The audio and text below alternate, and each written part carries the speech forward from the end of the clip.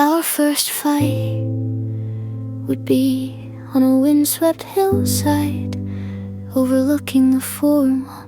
Below us Rome would be stretching away to wash in an urban crash against the cradling hillsides, crowned by the dome of the Vatican. And a stiff breeze would be rushing past, grabbing our words, so only half-snatches of our argument would punctuate the air. Sharp stabs of accusation and petty conceits. It would be a pointless, stupid fight, debating whether to visit the catacombs or the Coliseum, when neither of us wanted either, when both of us just needed to return to the hotel and fuck in the golden light of sunset.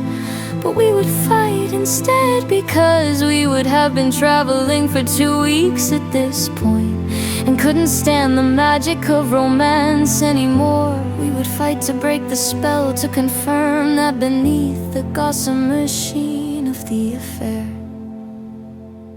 there was a solid reality.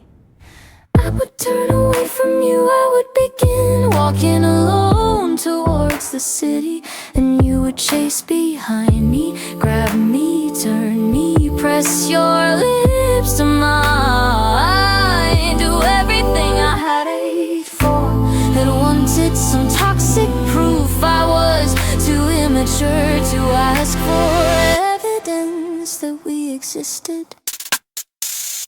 We would kiss and the setting sun would halo our entwined bodies, and then we'd break away, flushing, nervously laughing at our own silliness. And then we'd pull close and murmur about what wine to have with dinner. Something red, passionate, expensive, rich, heady. It wouldn't really matter. And then later in the hotel, I'd be pulling up my stockings, and our eyes would meet, and we'd never make it to dinner.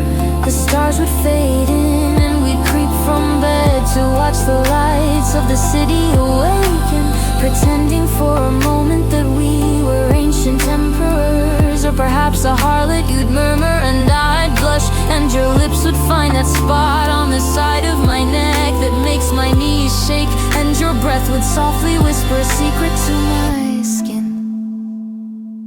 Perhaps we'd drink that wine.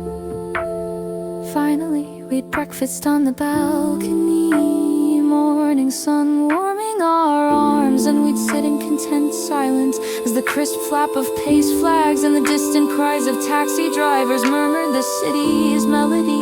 We would smile, and you'd rest your hand on my thigh. And then I remember that you hadn't chased after me, hadn't spun me around, hadn't fixed the fight. I remember that I had walked away alone into the city, crying into the darkness. I remember the you I love being eclipsed by something else.